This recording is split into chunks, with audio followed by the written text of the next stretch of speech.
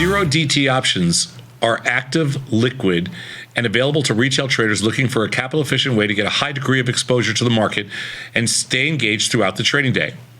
Our initial research has shown good results from managing zero DT positions more aggressively than longer dated trades. And all that means is if you're going out 45 days, sometimes you give a little time to be right. If you're doing the zero DTs, you got to manage them pretty aggressively. And what that means is we like to take them off way before the close. Be that lower profit targets, conservative stop losses, or simply recentering every hour on the hour, because we can't do it. We have to do it based on a certain, a criteria time. You could put into. We have to have a criteria. Borders on, sure. What happens if we choose to manage at combinations of these criteria, whichever come first? So what happens if we said, if we lowered the profit target from like 50 to 25%?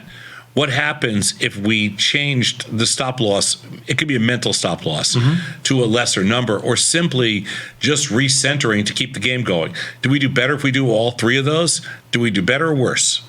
I don't know. It's going to be interesting. I don't know. I wouldn't. I mean, common sense and a man in a wheelchair. Josh, I would say we do better. I think anytime you're more active in something, your results are a little bit better. Let's go to the next slide, Beth. So we did a study. We used 75 trading days, the past 75 trading days of intraday data in the SPX, and collected them every 10 minutes we got data. We began each trading day selling the zero DT $30 wide iron fly. That means we sold the straddle and bought the wings, $30 wide.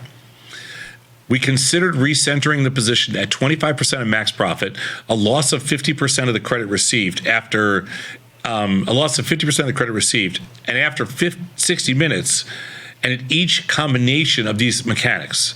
So we recentered the position at 25% of max profit, a loss of 50% of the credit received, or after 60 minutes. All trades were assumed to execute at mid-price. Is that fair? No, but how else could we do it? Right. I mean, so there's going to be a little slippage here. Sure. I mean, when you try to do it yourself, there's going to be a little slippage. 5 cents, 10 cents, I don't know. But, we can't make assumptions like that. So we factor in costs, transaction costs. We don't factor in slippage. The trades or day statistic can be used to estimate the difference a real trader would experience due to slippage. So let's see, what did he write here? The trades day.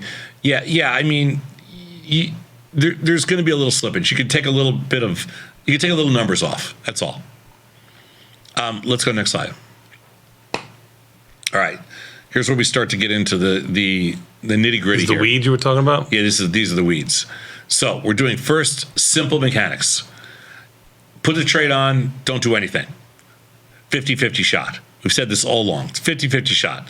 It basically wrapped around around expected move. If you take profits at 25%, go up to 74%. That's not bad. Not bad at all. If you do a 50% stop loss, okay, we already know this, and please don't write to me and tell me that we're crazy, because we've done this 50 different times. You're better off doing nothing than putting stop losses in on their own. And as you can see, the average P&L for a stop loss is negative. It's always negative. Stop losses are the worst.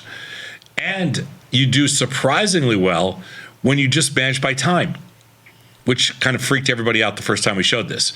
The average P&L unmanaged was 45 cents, but 25% managed was 256. That's the easiest thing to do. 74%, 256, piece of cake. Stop loss is a disaster, and 60 minutes, not bad. So obviously, if you combine the 25% max profit with the 60 minutes, I think you're pretty good. The CVAR was at 60 minutes was really low. So that's pretty interesting, because that one kept, That allows you to stay in the game, too, when you see VAR is low. But the problem with 60 minutes is you got to make 7 adjustments per day. 25% max profit, you're only doing it at 2.2. Yeah. So it's a little bit easier in that regard. Let's go to the next slide. So now what if we do compound mechanics? So what did I just say on the last slide? Can you go back one slide for a second, Beth? I said 25% max profit and 60 minutes. So, okay, go to the next slide. So So 25% max profit. So that's profit and time. So I liked the second column, right? Yeah. Profit and time. Profit or time. Or it's compound mechanics. Okay. So the winning trades, profit or Not loss. and though, it's or. I know, but it's yeah, but it's Looking at either one, whatever comes yes, first. whatever comes first. Okay, got it. Okay. And all putting these together was pretty profitable. Was a lot better than anything else. But it did mean a lot more trades. Profit and time went to 8.4 trades a day. All of these, when you put them together, went to a lot more trades per day because you putting together all these different adjustments. It's if any of these things, any of these events happen. But I think the 25% is pretty clean. Going back to the last slide, I mean, 25% was really clean. Yeah. 25% was really clean. 25% was clean. The time was pretty clean, but you had to make a lot of trades. Mm-hmm. But you can see here when you combine these things, they do better than like the worst thing you could do is a stop loss, and you know this kind of eliminates the pure risk of a stop loss. That's pretty interesting, actually. And the CVAR is lower. Yeah. I mean, essentially saying those who are more active perform better. Right. I mean, that's the really simple part. If you're more active, you perform better. Let's go next slide. So on some of the takeaways here, and again, I know this is really heavy, but if you're trading zero DTs, it's probably really helpful. If you're trading 0-day options, this is extremely helpful. I agree, Yeah. 100%. So managing losers was not a beneficial mechanic for those zero DT iron flies, though combining it with other methods was. So if you put the stop loss with the managed 25%, stop loss with time, or whatever else, it was okay. If you did it on its own, it didn't work. Managing winners had the most positive effect on the percentage of winning trades and the most positive effect on P&L without requiring an extreme number of trades. So just managing winners at 25% was clearly the standout. Time-based management did the most to control the risk per trade. That means the CVAR, the condition of value risk, was lowest. And remember, we have CVAR on the platform now, so no excuse for not using CVAR on the Tasty platform. While there is no need to recenter position if the underlying hasn't moved, over the recent past, the more active the zero DT trader, the more successful. That was my biggest takeaway. The more active, the more successful.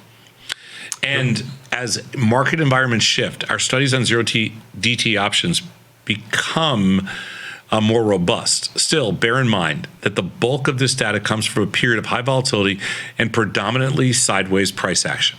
We haven't had a huge swing, in one way or the other. Yeah, sure. So, really good stuff. Awesome. Good job Thank you, by the boys. team. Thank you. I love it. We're going to take a quick 90-second break. Usually I go to Mr. Scott Sheridan, Tasty Trade World Headquarters, but I've got a special treat for you. We got a couple of updates done on the Tasty Trade platform, and I got my son Nick Batista going to come in here and show you all the different features. Some I think you're going to love. We'll be back in 90 seconds. It's Tasty Live.